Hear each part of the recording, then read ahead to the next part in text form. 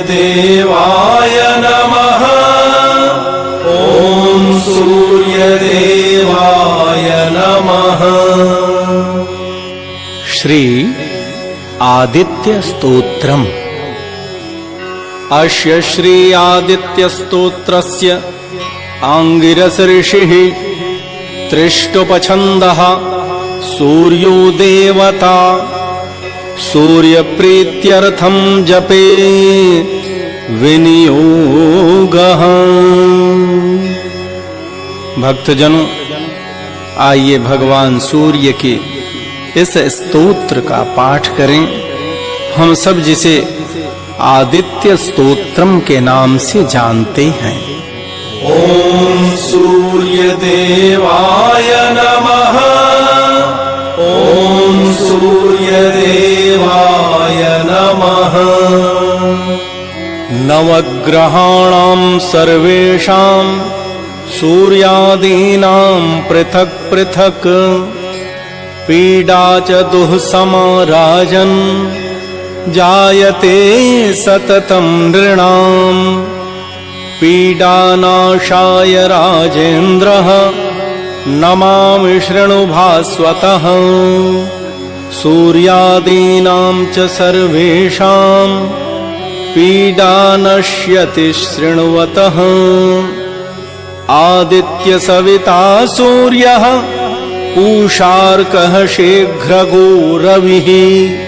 भगवत्स्त्वष्टार्यमाहंसो हेलिस्तेजो निधिर्हरिः। दिननाथो दिनकरः सप्तसप्तिः प्रभाकरः।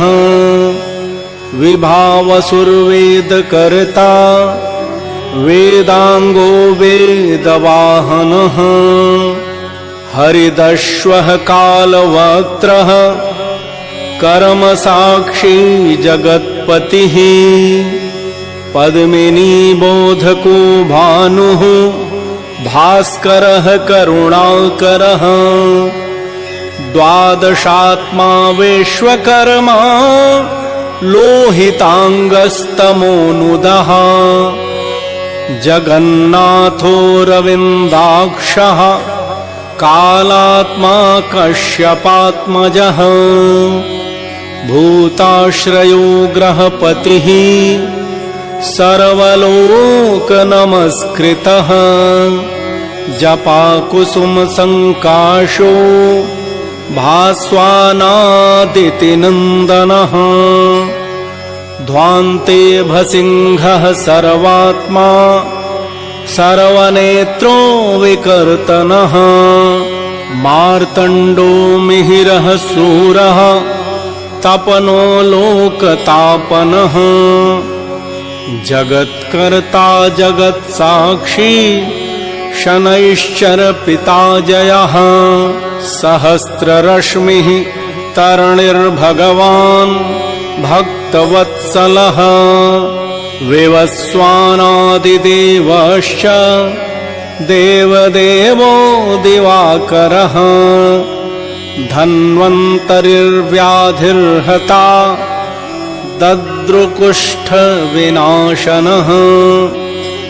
चराचरात्मा मैत्रेयो मितो विष्णुर्विकर्तनः।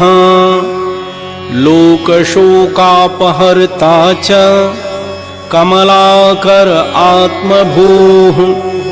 नारायणो महादेवो रुद्रः पुरुष ईश्वरः। जीवात्मा परमात्मा च सूक्ष्मात्मा सर्वतोमुखः। इन्द्रो नलो यमश्चैव नैऋक्तो वरुणो नीलः। श्रीद ईशान इन्दोश्च भौमः सौम्यो गुरुः कविः। शौरिर्विधुन्तुदुः केतुः कालः कालात्मको विभुः। सर्वदेवमयो देवः कृष्णः कामप्रदायकः। य एतैनमिभिर्मर्त्यो भक्त्या स्तौति दिवाकरम् सर्वपापविनिर्मुक्तः सर्वरोगविवर्जितः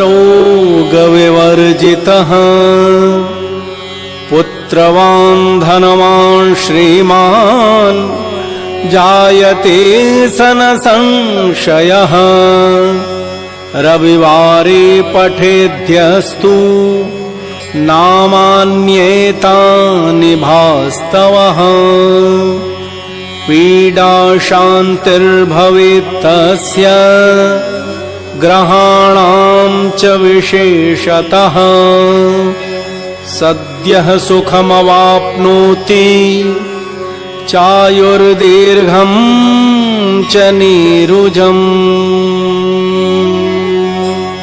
ॐ सूर्यदेवाय नमः ॐ सूर्यदेवाय नमः ॐ सूर्यदेवाय नमः ॐ सूर्यदेवाय नमः